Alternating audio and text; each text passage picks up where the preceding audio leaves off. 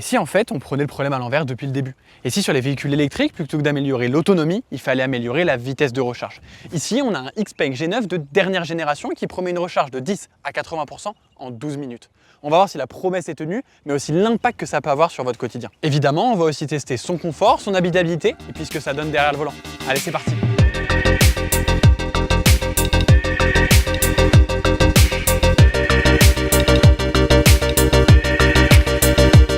Vous compreniez un peu mieux en quoi une recharge en 12 minutes c'est complètement dingue, laissez-moi vous faire un petit historique de l'évolution de la recharge sur les véhicules électriques. Début des années 2010, les voitures les plus puissantes étaient dans les 50 kW en termes de charge. Des modèles chez Nissan, Toyota ou encore Citroën imposent le CHAdeMO comme standard. Encore maintenant, on en retrouve encore quelques vestiges sur certaines bornes de recharge. Milieu des années 2010, Tesla casse le marché avec la première génération de superchargeurs qui envoie du 100 kW, mais surtout les premières voitures qui chargent aussi vite. Ensuite, on arrive en 2019 avec le premier Taycan de Porsche. C'était pas les premiers, mais ce sont eux qui ont fait comprendre aux autres constructeurs que les architectures 800 volts étaient obligatoires pour avoir des véhicules électriques performants et efficaces, surtout sur des longs trajets. Enfin, on arrive à aujourd'hui. Pratiquement tous les gros véhicules électriques haut de gamme sont sur des bases 800 volts et la bataille se fait maintenant à la minute près. Des marques comme Kia ou BYD passent en dessous des 20 minutes. Certains modèles tombent le 15 minutes et des outsiders comme XPeng proposent même des modèles qui vont jusqu'à 400 kW avec des 10 à 80% en 12 minutes. Sous sa marque Denza, BYD annonce même maintenant pouvoir tomber en dessous des 10 minutes, mais pour le moment, rien de commercialisé et surtout aucune bande d'installés. En gros, charger sa voiture en 12 minutes, c'est pas seulement un exploit, c'est juste inédit sur un modèle de série chez nous en Europe. Vous le voyez à l'arrière, mais c'est aussi le cas à l'avant, on a un design très futuriste avec ces belles lignes de feu. Au global, la forme aussi fait assez futuriste, mais elle est surtout très cubique, on y reviendra sur l'habitabilité. Ici, on en voit pas mal, mais elles sont en fait partout autour du véhicule, les caméras. Elles permettent la conduite semi-autonome, le parking automatique, mais aussi l'affichage de la caméra 360 pour l'aide à la conduite. Et enfin, niveau design, on a ici les belles jantes 21 pouces. Attention au trottoir, elles peuvent très vite marquer, mais elles sont vraiment super jolies. Qui dit grand véhicule dit évidemment grand coffre. Ici, on a pu sans problème mettre tout notre matériel de tournage, que ce soit trépied, les sacs ou tous les accessoires.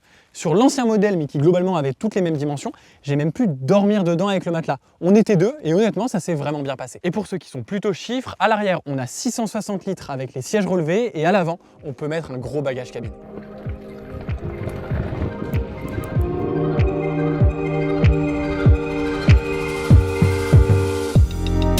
À l'intérieur, particulièrement sur cette nouvelle version fin 2025, début 2026 on va dire, on a vraiment des matériaux très nobles. Il a été légèrement revu par rapport à la version d'avant.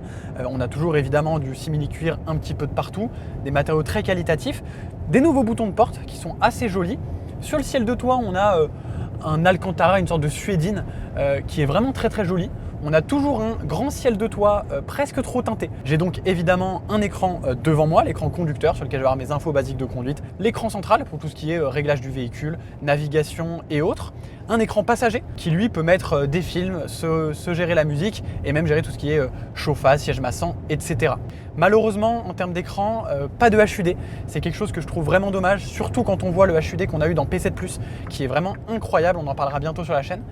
Et puis à l'arrière, pareil, pas d'écran pour les enfants ou autres potentiellement. Donc contrairement à une Tesla ou même à une P7 Plus, encore une fois, qui est un peu plus récente dans la gamme XPeng, on manque un petit peu d'écran, je trouve, dans ce véhicule. 3 c'est bien, 6 ou 7 c'est encore mieux. Quand on est en ville, quand on doit se garer, c'est très agréable parce qu'en un bouton que je peux notamment mapper au niveau du volant, j'ai l'intégralité de mes caméras qui s'affichent et donc pour pas taper un trottoir et pas me manger mes belles jantes de 21 pouces, c'est quand même un vrai plus. Ensuite, vous venez de l'entendre là, il y a des bips tout le temps. C'est quand même un véhicule qui a tendance à énormément biper. C'est le problème des voitures modernes, il y a beaucoup de choses qui sont des obligations légales, alors qu'on peut ou non désactiver. Mais quand même, c'est des choses qui peuvent être assez ennuyantes à la longue. C'est bien d'avoir de l'aide, faut pas en avoir trop et faut pas que ce soit trop envahissant.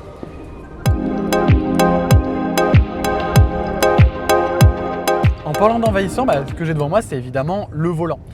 Il est assez petit, il se manie assez bien et surtout, il est extrêmement assisté. Comme c'est un véhicule qui peut en fait se conduire tout seul, la voiture en fait a une direction tellement assistée qu'elle peut carrément tourner le volant intégralement toute seule. Et donc quand on le conduit, en fait à deux mains, avec un doigt parfois, on peut carrément tourner l'intégralité du volant. C'est très agréable quand on est en ville, quand il faut manœuvrer, etc. Ça amène quand même une certaine déconnexion avec la route, on a un petit peu moins de feeling. Ça va dépendre des goûts de chacun. Bon, avec tout ça, on a quand même pas mal roulé. J'ai une borne ici qui envoie normalement du 600 kW. Donc on va voir si ça recharge bien à pleine vitesse. Allez, c'est parti.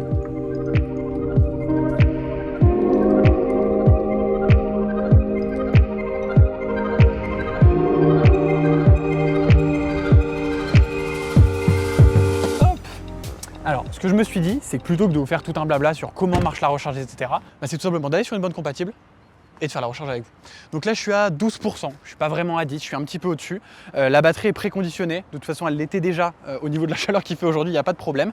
Et donc, on va pouvoir voir si la recharge marche. Alors, j'ai ici ma petite application.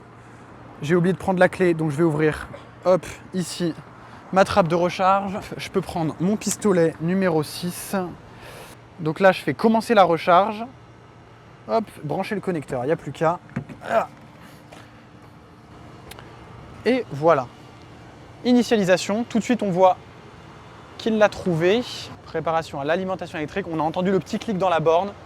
Elle se met à souffler. Et la voiture, normalement, est effectivement en train de charger. Moi, ce que je veux voir, c'est dès qu'ici on va avoir les vitesses de charge, en fait, on va voir que ça va grimper, mais monstrueusement. Là, on voit 14, 27, 41, les kilowatts, évidemment.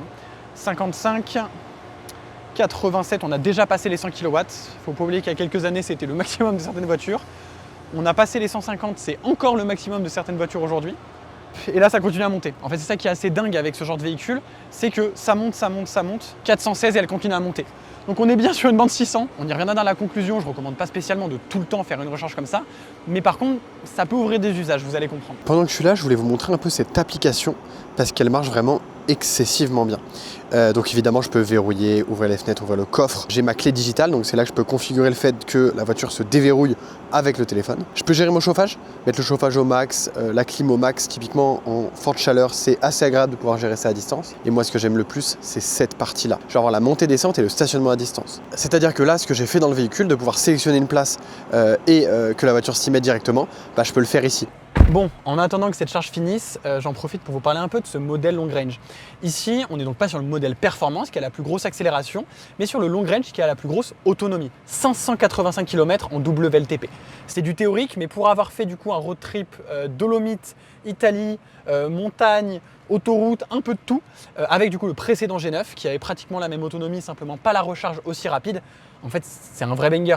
Et si tant est que vous ayez un petit peu de recharge sur la route, que vous ayez une recharge à l'hôtel ou autre, bah en fait, vous avez quelque chose qui est tranquille et vous voyez vraiment pas la différence avec du thermique. Parmi les trois, standard, performance et long range, pour moi, c'est celui-là qui est le plus pertinent parce qu'il vous donne en fait la meilleure technicité, la meilleure technologie au global sur l'électrique. Bon, nous, on va y retourner. On est déjà à 75% de recharge. On va louper la fin sinon. Allez, c'est parti. Et bah, ça y est, à peine le temps de vous faire une face cam ou de faire une petite pause technique pour ceux qui en auraient eu besoin.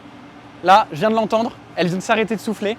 On a fini la recharge, c'est assez hallucinant. En termes de temps, j'ai mis 12 minutes 01. Donc on a bien fait cette recharge en 12 minutes. Du premier coup, j'avoue que j'avais un peu peur parce que c'est dépendant évidemment des bornes. La technologie de la batterie est prête, il fait assez chaud, donc ça c'est pas mal aussi pour la batterie. Mais par contre, des fois les bornes ne suivent pas. Là, force est de constater qu'elle a bien suivi. Qu'on a une très belle courbe de recharge, 71 kWh de récupéré et surtout un temps total de 12 minutes. Donc alors, j'ai commencé à 12%. Donc en vrai, j'aurais peut-être fait en 12, 30, 13 minutes cette recharge réelle en 10-80%. Mais c'est quand même hallucinant ce qu'elle est capable de faire. C'est vraiment des vitesses qui changent la manière de consommer l'électrique. Et pour ça, j'avoue que c'est vraiment chouette.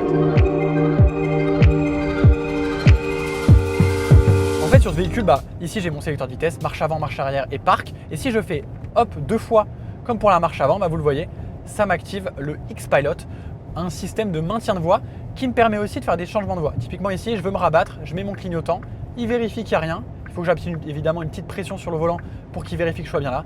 Et vous le voyez, il a changé de voie. C'est un véhicule qui est capable d'aller au-delà d'un niveau 2 en termes de conduite autonome. Donc évidemment, sur un simple niveau 2, entre guillemets, il va être vraiment hyper pertinent. Alors, elle ne va pas conduire toute seule. Elle va faire un maintien de voie très évolué. Donc pour moi, il faut vraiment le voir comme une manière de réduire la fatigue. Quand je suis sur des longs trajets, à ce moment-là, en fait, c'est un vrai plaisir. C'est des moments où on fait beaucoup de routes, où on peut accumuler beaucoup de fatigue. Et le fait de ne pas avoir à faire tous les petits micro-ajustements, quand la voiture de devant décélère, quand la route elle tourne un petit peu, c'est là où vous allez gagner énormément en confort et surtout en fatigue. En termes de 0 à 100, je suis quand même à 5 secondes et quelques, 5 secondes 4 de mémoire. Donc c'est quand même un véhicule qui a l'instantanéité de l'électrique. J'ai quelque chose qui va accélérer pour doubler, pour faire un dépassement. Ça reste très confortable. Par contre, si vous voulez de la performance pure, c'est pas celui-là qu'il vous faut. Sur ce modèle, par contre, on a évidemment le même confort, le même type d'option que sur le modèle Perf, et puis surtout, on a une très bonne autonomie. Au global alors, qu'est-ce qui vaut ce G9 ?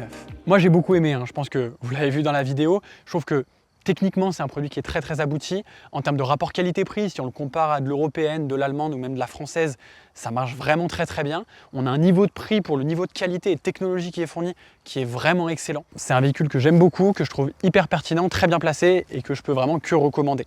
Plus globalement maintenant, je trouve que ce véhicule, il nous montre aussi un futur. Il nous montre une manière de consommer l'électrique qui est différente. Vous l'avez tous entendu, je pense, pendant longtemps, l'électrique, on disait que c'était pour les gens qui avaient une maison individuelle. Parce qu'on a notre jardin, on peut poser la voiture et on peut la brancher et on n'a pas de problème pour la recharger même si ça prend du temps. Ce genre de véhicule-là, si on met le prix à côté, parce qu'évidemment le prix de la charge ne va pas être le même, il nous ouvre pour moi des portes.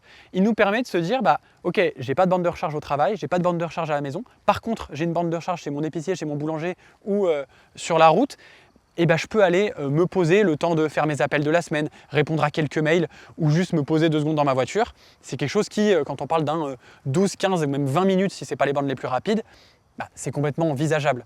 Donc pour moi, c'est un véhicule qui nous permet de nous dire, des gens qui avant ne pouvaient pas envisager un véhicule électrique parce qu'ils n'avaient pas cette fameuse maison individuelle obligatoire entre guillemets pour avoir un véhicule électrique, avec ce genre de techno, ils peuvent y vivre en ville, en immeuble, c'est des choses qui deviennent tout à fait envisageables. Pour moi, la seule interrogation sur ce genre de véhicule et plus précisément les batteries, ça va être la durabilité. Là-dessus, j'ai pas la réponse, et je pense que pas grand monde ne l'a en toute honnêteté. On l'a vu sur nos téléphones, plus ça charge vite, plus la longévité est réduite. Je ne sais pas si ça va être la même chose sur les voitures électriques, parce que la chauffe, la gestion de la charge, etc. est quand même beaucoup plus contrôlée que sur un téléphone. On n'est pas sur les mêmes échelles, etc. Donc ça va peut-être pas arriver, mais je pense que c'est une question à se poser quand même. Et pour moi, ça amène même à se questionner sur le marché de la vente et de la revente surtout au global. Parce que du coup, est-ce que demain, le marché de l'automobile va suivre en fait le marché de la tech avec du reconditionné, avec des réparateurs à côté qui gravitent autour de tout cet écosystème-là et qui vont nous proposer des batteries réparées, des batteries remplacées ou même simplement quelques cellules qui auraient été changées sur notre véhicule pour lui assurer une durée de vie un peu plus grande. Ça, de toute façon, seul l'avenir nous le dira. Et pour le moment, je trouve que ce genre de véhicule et ce G9 en particulier nous montre vraiment un bout du futur, nous montre que ça pourrait être dans quelques années le fait de posséder un véhicule électrique. Et je crois que c'est ça que j'adore sur ce G9.